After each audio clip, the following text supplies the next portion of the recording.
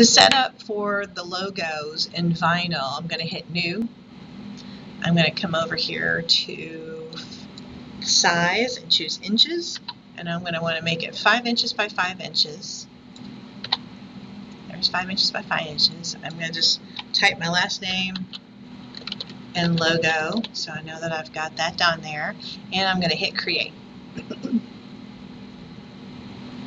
All right, here's my 5 by 5 space. We're really just going to work with black. I'm going to turn off the outline stroke because you will not lead an outline stroke. So I'm going to come over here and I'm going to set this to black. So whatever I type is going to be in black. So I'm going to choose a font style first. So I'm clicking. I'm going to type my initials.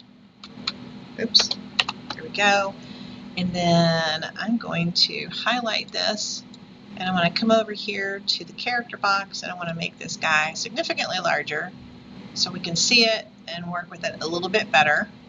And then I need to pick a font style, so I'm going to go with something that's kind of really fat. Let's see what we can find. That's pretty nice and fat, so I'll go with this guy.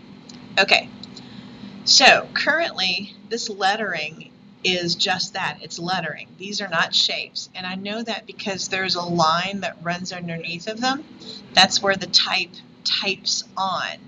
So if you still see a line underneath and inside the bounding box, then what you're dealing with is a type. Okay, what I'm going to do is I'm going to come down here while they're highlighted to create outlines. And as soon as I hit create outlines, they're still grouped together as a bundle, but now that line went away and it's just the bounding box. Okay, and when I click on them, they're all chosen because they are naturally grouped together. So I'm going to come over here and hit ungroup. And now I can select each one of these individually and do whatever I'd like to do with them. So let me zoom in a bit. All right, I could take something like the widgets and I could round all the corners on it if I wanted to.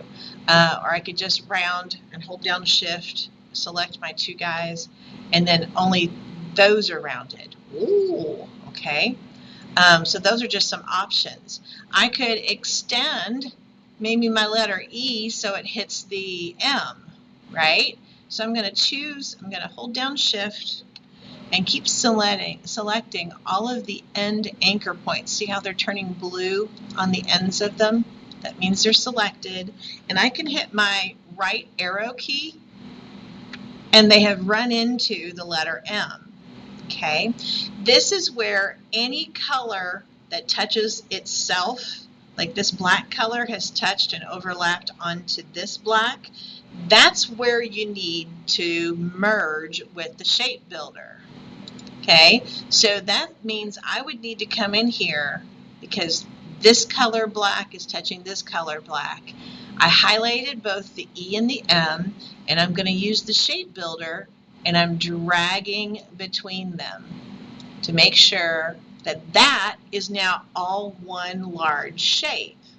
Okay, so I played around and messed around with the idea of my E and my M sticking together. I could do that if I wanted to and add the J to that. I can move it over a smidge and it's now overlapping, right?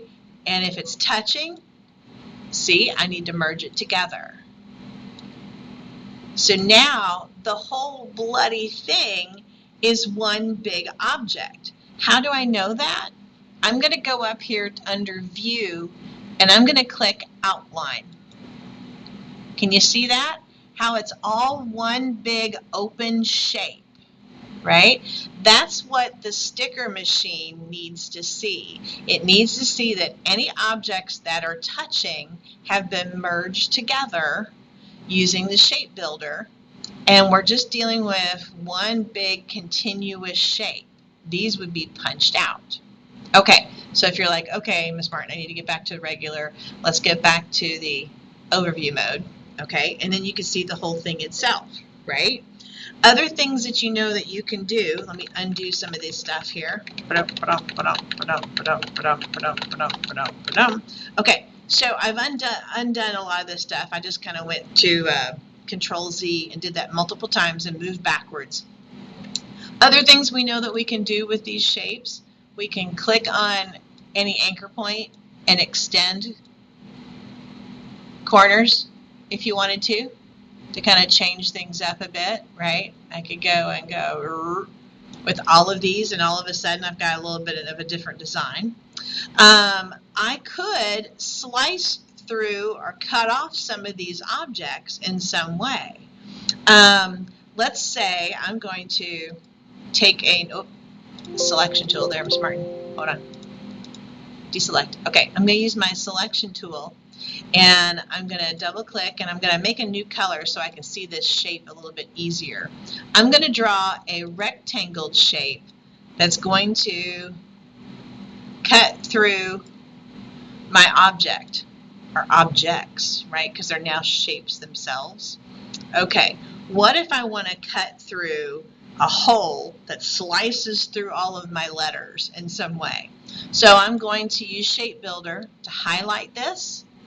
I'm going to come back and I'm going to hold down the Alt key. So this turns to a minus, minus, minus, minus, minus, minus, minus, minus, minus. Come on, there it goes. And there it goes. So now I have sliced through my design with some kind of a line, which was really a shape, right? Because now that the letters are shapes, I can cut shapes apart in different ways. Cool. So I could cut with other shapes. I could punch things out, right? I could come over here and I could put little circles in different places and have little circles all over the place. And I could come back and go, okay, let's highlight all those little circles and the letters and come back with the Shape Builder, and I could punch these guys out. All right, so there's lots of things that you can do with your once letters, now shapes, right? Anything you could do to a normal shape, you can now do to your letters. There's your overview. Thanks for stopping by.